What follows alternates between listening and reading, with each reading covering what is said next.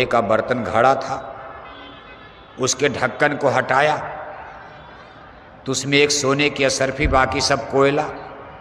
सोचा नीचे और असरफी होगी, पूरे घड़े को उलट दिया तो सब कोयले के टुकड़े मिले, लेकिन एक सोने की असरफी मिल गई।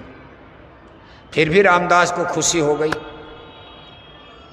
कहा आज कम से कम अपने मित्र को ये मैं असरफी दिखाऊंगा कि तुम हमको पापी कहते हो।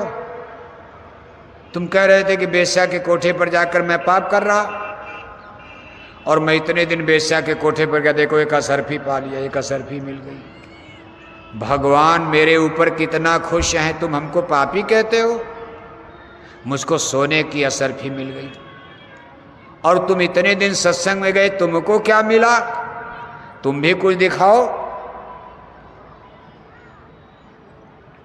अब देखो ये अपने मन में सोच रहे। उधर साहूकार बेचारे, चूंकि सत्संग का अंतिम दिन था, भोजन भंडारी प्रसाद, तो थोड़ा विलंब हो गया, दिन डूबने लगा।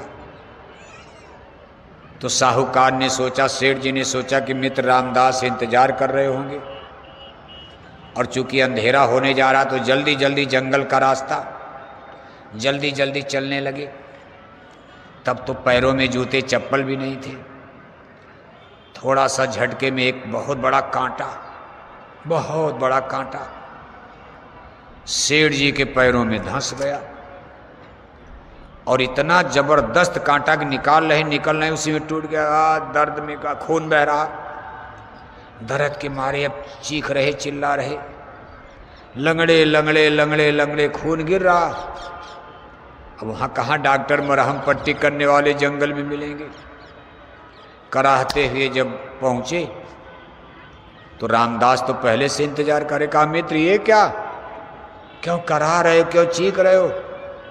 अरे कहा मित्र देर हो रही थी, सोचा जल्दी जल्दी चलूं, और बहुत बड़ा कांटा चुभ गया। रामदास ने कहा यही सत्संग का महत्व है। इसी सत्संग की तुम बड़ाई करते थे, अपने गुरु की सत्संग की। इतना दिन सत्संग सुनने के बाद फल क्या मिला? कांटा। सत्संग ने, गुरु ने तुमको दुख ही तो दिया, और मुझे देख तब अपनी असरफी दिखा दिया।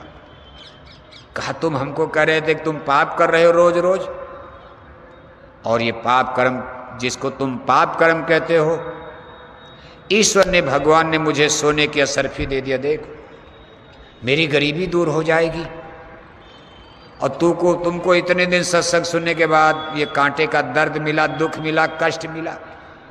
सत्संग ने तुमको दुख दिया, जिसको तुम पुण्य कह रहे थे, अच्छा कर्म, और जिसको तुम पाप कर्म कर, उसने मुझको सोने की असरफी दिया। बोलो तुम्हारा सत्संग सही है कि मेरा ये किसका सही है? अब सेठ जी बेचारे खुद सस्पेंस में आ गए, क्या जवाब देगा बताओ आप? उनके पास कोई जवाब नहीं। बात तो प्रत्यक्ष है कि भाई हम सत्संग में दुख भोग रहे, और ये आदमी बेश्या के कोठे पर भी गया, हास परिहास किया, दुनिया का आनंद लिया, और आज सोने की इतनी बड़ी असरफी, इसकी गरीबी चली जाएगी। हमारा तो जो है दान दक्षिणा में ही कितना गया, दवा में जाएगा, ऑपरेशन करवाना होगा। वैसे अपने गुरु पर उनको भरोसा है, लेकिन उत्तर नहीं आ रहा कि हम रामदास को इसका उत्तर क्या समझावें। लेकिन सेठ जी को अपने गुरु नानक पर इतना भरोसा। कहा भाई रामदास, आपके इस प्रश्न का मेरे पास कोई उत्तर नहीं, मैंने उत्तर हो गया, लेकिन इतना जरूर है कि चलो गुरु के पास चला जाए। आपकी भी शंका, मुझे भी शंका हो रही, क्या सत्संग यही होता? क्या सत्संग में दुख ही दुख होता, कि सत्संग धोखा है?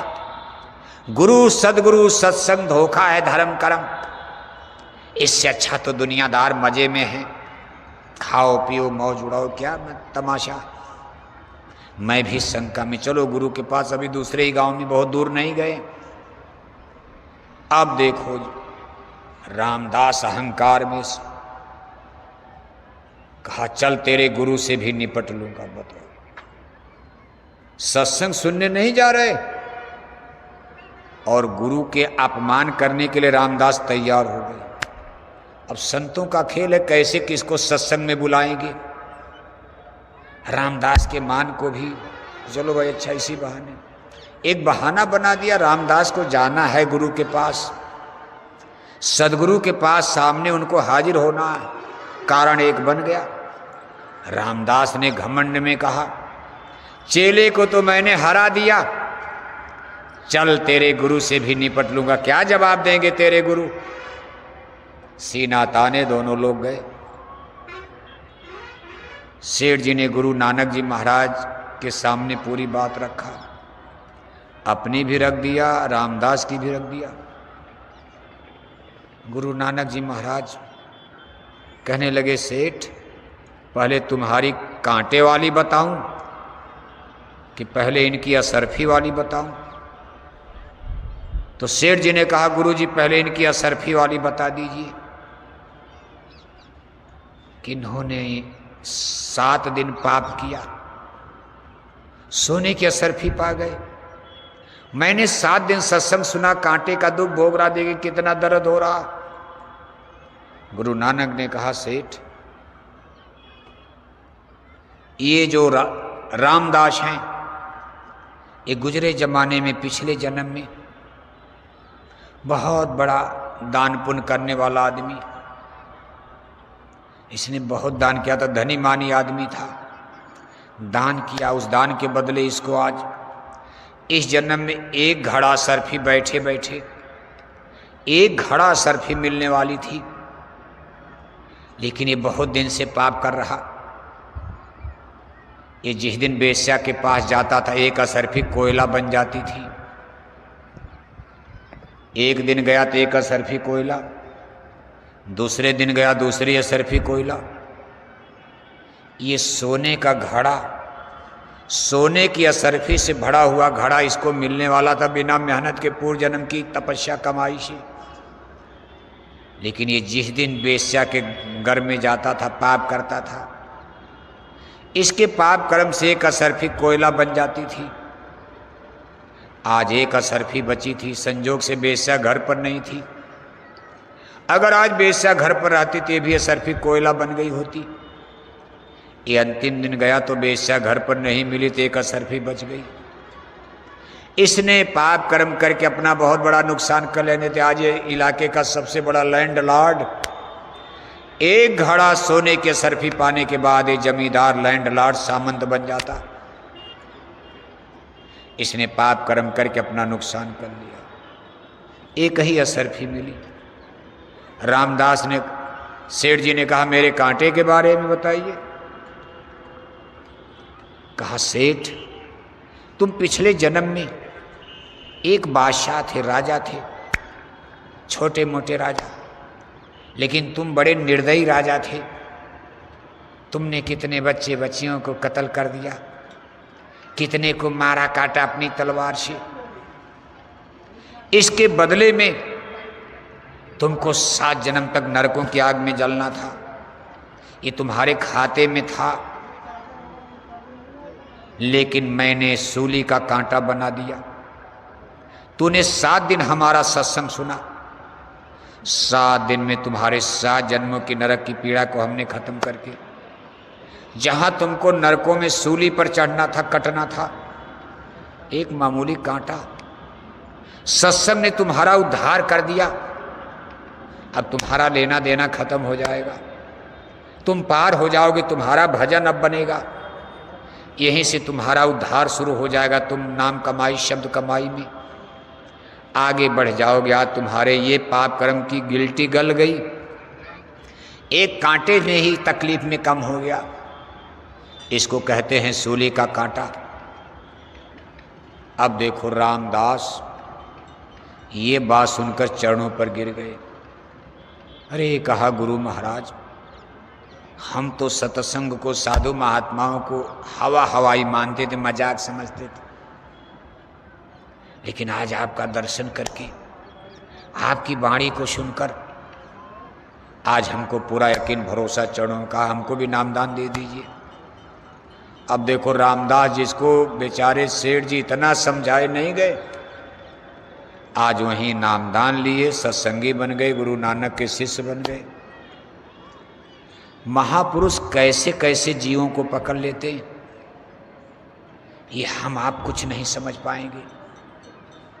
बस हमको आपको ड्यूटी है पूज्य महाराज जी के द्वारा, गुरु महाराज आपको अपना आदेश निर्देश दे रहे हैं, मथुरा दरबार का जो हुक्म आदेश, बस कोशिश करो उसी को बजाओ। ध्यान भजन सुमिरन का आदेश तो आपके लिए है ही है, लेकिन वक्त गुरु के द्वारा कुछ वक्त का भी आदेश होता। जो आदेश शायद गुरु महाराज ने आपको न, गुरु महाराज ने आदेश दिया शाकाहारी प्रचार करो, ये आदेश तो गुरु महाराज ने ही दिया, लेकिन शाकाहारी प्रचार कैसे किया जाएगा ये वक्त के गुरु ही तो बताएंगे, पूज्य महाराज जी ही तो बताएंगे आपको क्या करना है, कैसे करना है। उस चीज को मानना चाहिए। कहा सदगुरु कहें करो तुम सोई, मन के कहे करो मत कोई। अब आप गुरु महाराज की बाणी लेकर 50 साल पुरानी बाणी, 40 साल पुरानी बाणी किताब पढ़कर आधा सही पढ़ा आधा गलत पढ़ा, हो सकता किताबों में गलत छप गया हो, मशीनों ने गलत छाप दिया हो, वही लेकर तमाम सत्संगी हवा उड़ा रहे हो। अगर वक्त के मास्टर से पढ़ लेते तो सारा सस्पेंस, सारा संशय, सारा भ्रम आपका दूर हो जाता। सदगुरु के वचन ही, संतों के आदेश का पालन, ये हमारे आपके परमार्थ में सबसे बड़े सहायक बनते। आदेश का पालन ही गुरु भक्ति कहा जाता।